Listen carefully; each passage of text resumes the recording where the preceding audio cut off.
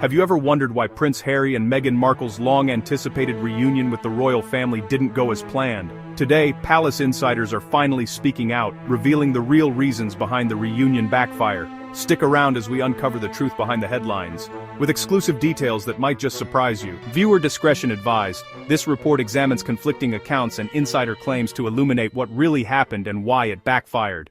Since their 2020 Megxit, Harry and Meghan's relationship with the royal family has been rocky, filled with public drama and private grievances. After 19 months apart, the recent reunion with King Charles was expected to heal wounds, but things took a sharp turn, leaving many puzzled and media swirling with conflicting stories. Let's dive into what happened behind the palace doors. We will trace the context, the meeting itself, and the precise factors that turned reconciliation into public failure.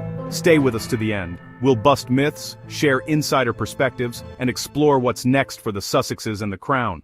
To understand the fallout, we need context. Harry's departure was a monumental break from tradition. Accusations flew about palace pressures, lack of security, and deep misunderstandings about Harry and Meghan's role. Harry publicly accused palace advisors of undermining him and vergeten in der Sobenmais, controversial actions, further strained ties. This set the stage for a reunion fraught with tension. The separation wasn't clean. Public releases deepened the divide and eroded trust on both sides of the Atlantic. The planned reunion sparked intense speculation and public hope. It was presented as a forward-looking conversation away from cameras. Many hoped it would be a first step toward healing. But on the day, reality was far more complicated, and the reunion quickly became a public spectacle of failure. The reunion reportedly took place at Clarence House with formal tea.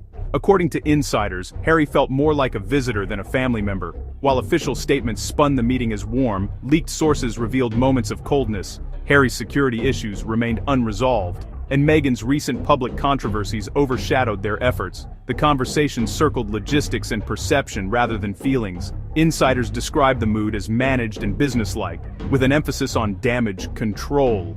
Official photos afterward showed forced smiles and carefully maintained distance, visual shorthand for mistrust. Tea and courtesies could not bridge deep gaps in trust. In the days that followed, coverage painted a picture of unity theater, not reconciliation. The venue, and the visuals, only highlighted how far apart they were, geographically and emotionally. Here's where it gets interesting.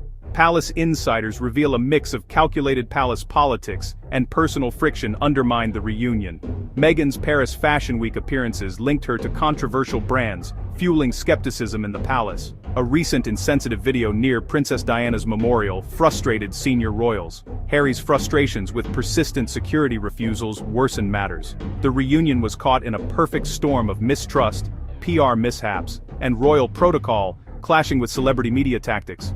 This wasn't just a family spat, it was a collision of two worlds, a centuries-old institution and a modern, personality-driven brand. Neither side seemed willing or able to bend. With no movement on security, everything else stalled.